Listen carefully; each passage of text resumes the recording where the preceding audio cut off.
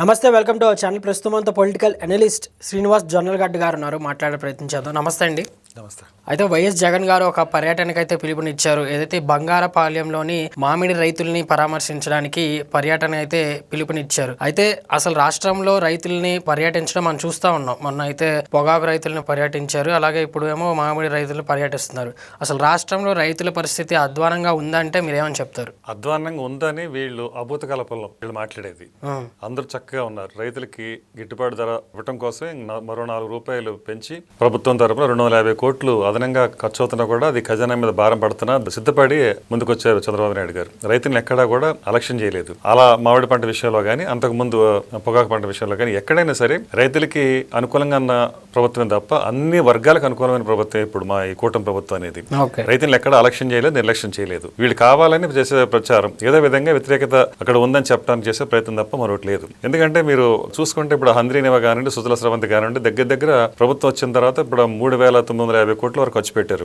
రైతుల కోసం నిరంతరం పనిచేస్తున్న ప్రభుత్వం ఇది. ఇంకా వెనక్కి వెళ్ళి మనం గతంలో చూసుకుంటే గనక ఒకప్పుడు ఇదే వైసీపీ పట్టిసీమ ఎత్తిపోతల పథకం విషయంలో ఎద్దేవా చేసింది. ఎందుకు పోలవరం పక్కన నడుస్తూ ఉండగానే మళ్ళీ ఇది అదనంగా ఖర్చు పెట్టడం ఏంటి, ప్రజల మీద నెత్తి మీద ఈ భారం వేయటం ఏంటి అన్నట్టుగా మాట్లాడారు. కానీ ఇవాళ చూసుకుంటే తెలుగుదేశం అధికారంలోకి వచ్చిన తర్వాత ఆ 5 సంవత్సరాల్లో సుమారుగా 200 పై కంటే కూడా టీఎంసీల నీరుని ఎత్తిపోతల పథకం ద్వారా రైతులకి సాగునీరు గానీ అందించగలిగింది. కొన్ని వేల ఎకరాలు సాగులోకి వచ్చినాయి. అంటే దానివల్ల ఎంతో దిగుబడి రావటం, ఆ విధంగా ఆర్థికంగా ఎంతో మనకి ఉపయోగపడింది. ఆ ప్రాజెక్ట్ అయింది అది. దాన్ని ఎద్దేవా చేసిన వాళ్ళు ఆ తర్వాత మళ్ళీ నోరు మూసి కూర్చున్నారు. ఎందుకంటే 200 టీఎంసీలు అంటే అది మాటలు కాదు. అంటే శ్రీశైలంలో ఉన్న నీటి గరిష్ట స్థాయిని మించి ఉన్నట్లు లెక్క, ఆ రోజున నీటి అందించినట్లు లెక్క.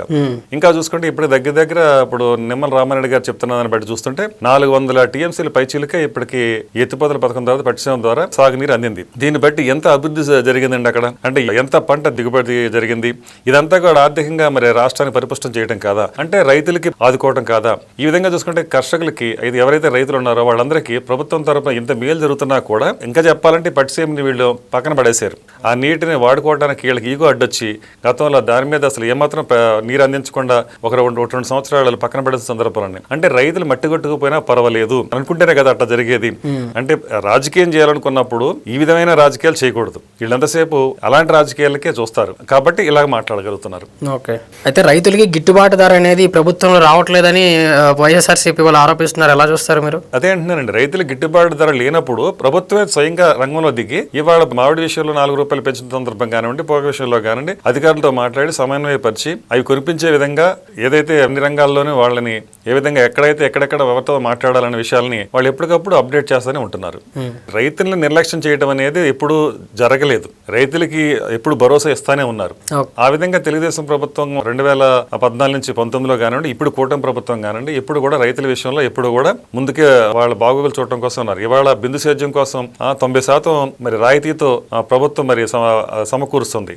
రైతుల కోసం ఈ కూటమి ప్రభుత్వం నిర్విరామంగా కృషి చేస్తుంది, పనిచేస్తుంది. ఓకే అండి, thank you very much. Thank you very much.